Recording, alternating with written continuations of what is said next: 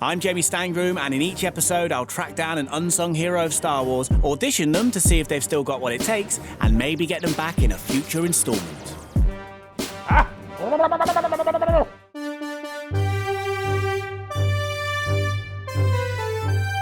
Today is like any other day, provided that on any other day you travel to another country to meet former Star Wars actors. My chat with Ahmed Best had been eye-opening, and it made me want to get back to cast members who hadn't experienced the same negativity.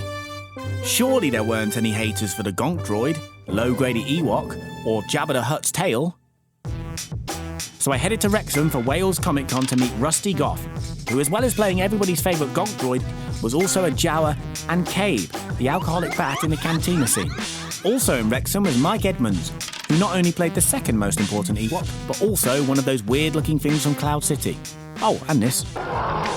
So you played a Jawa. I played a Jawa. A disgusting creature, according to C-3PO. I think it'd probably have to be a bit more PC in the new films about Jawas. I don't think you can go around saying that kind of thing these days, Well, can you? in those days, yeah, you were really PC. So a Jawa, we roamed the desert looking for bits of old droids. Scavengers we were, yes. We filmed the final scene first. You know, where they were all in the Ewok village celebrating. All the characters were there, and we did that first. And then we went away and did all our separate scenes. Yeah? And you're having a bit of an Ewok boogie. That's right, yeah. Can you explain what form of dance? I don't know what form of dance. It's the one I can move, just move along with the rhythm. Is it fair to say there was very little choreography? No, do your own thing, yeah. Both actors obviously faced similar challenges on set owing to their stature, but who had it worst? There was a clear winner. The other role was a Gonk Droid. Ah, yes. That was invented as we went along. Does this bring back any memories?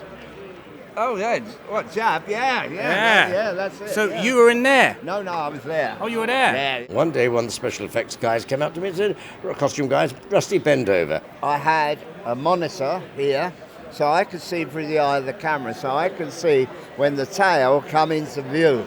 So I bent over double. I knew then if he was lovey-dovey, it'd be the slow, lovey-dovey one. And they put this polystyrene water cistern on top of me. And they said to George, come and have a look at this. Look at this character. I don't know. Yeah, I like that. Yeah. So then the expense was nothing. Going back to kicking the car apart, finding bottle top, sticking on front, spraying it, put a bit of red tape round it, spraying it dirty. There we are, Gonk Droid. I could sit in there, I could read the paper, and I had headphones, and I was the guy with the sweets, so I'd be unwrapping sweets, passing them to these two up here and things like this, yeah. If you can see there, it was built on a stage there, so this is all hollow. All right, so it's quite spacious. Yeah. Did you have previous experience of playing a tail? No. When we were doing the Ewok getting measured up, Robert Watts, the producer, said to me, I might have another job for you, so he took me through to the workshop, and they were actually building Jabba. And so he said, can you fit in, how do you feel in there? And then he said, right, you got the part. CGI has sort of killed this kind of role, hasn't it? Jurassic Park really kind of set that off, didn't it? I mean, this thing must have cost thousands to make, and things like that. Now they just do it, superimpose and whatever. Still like the old one. Sure, technology's amazing, but it's also the worst thing that's ever happened to Hollywood. Think how many mics you could fit inside Cloverfield, Godzilla, or a T-Rex. Does King Kong have a tail? I feel like King Kong should have had a tail. So many potential jobs ripped away from poor Mike in his prime. I wonder if Rusty ever played a tail. No, I'm an actor. No. I don't do tails. That's a big no. Not especially if I know the Ewok has been down there already. He told me he would never play a tail, and he certainly would not go up a tail that an Ewok's been up. Yes, well, that's Rusty for you. He's okay. Yeah. You'd never get in a potato sack, though, would you? No, and I wouldn't walk around in a Gonk Droid, is it? Like in a cardboard box? No, thanks. Now, to me, Ewoks and Jabba's tail, that's pretty awesome. Yeah. But let's be honest, Mike, not particularly sexy. No. Did you ever, maybe lie about your role in Star Wars to try and impress a girl, perhaps, No. I was in Star Wars, but as long as you don't ask any further questions, I was in Star Wars. Yeah, hey, I've done more to this than just playing a Jabba tail, I did 2 years with the Royal Shakespeare Company doing Lion and Whistle Wardrobe. Yeah. You're still my favourite tail. Oh, well, thank you. So 3 roles, 3 paychecks, I guess? No. 1. not much. Rusty and Mike were clearly enjoying my questions, but it was now time for the auditions. See, if he's impatient, the tail will go up and down like that. Right. Just a beat now and again. Angry will be the big thrashing one. And then if he's...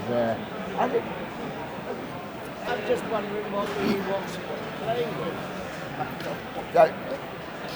I don't really want to know what he's playing. Well, mind your own business then. Get on with your time. I think, the lady here been waiting hours. Yeah. Jawa Ewok relations are at an all-time low, it's fair to say. There's no denying Mike still has it. But what about Rusty and his Jawa? Our audition Jawa left the Sandcrawler for a successful music and television career. But can he get the biggest gig of all? I figured Grand Moff Tarkin was the man to see if Rusty still had the X-Wing factor. Ah, Grand Moff Tarkin. I recognise your enchanting musk when I was brought on board. Charming to the last. You may fire when ready. Perhaps I would respond differently to another form of percussion. Utini! Again? Utini! You're hired. I left the event knowing that while San Diego or London may be more glamorous, media-heavy affairs, I'd had just as good a time meeting Rusty and Mike in a sports hall in Wales. As the old Jedi saying goes, fear leads to anger, anger leads to hate, hate leads to suffering, and the M4 leads to Wales. Click subscribe. I will find you, sir. And I will kill you, sir. Don't make me set angry Brian Jar Jar Mills on your ass.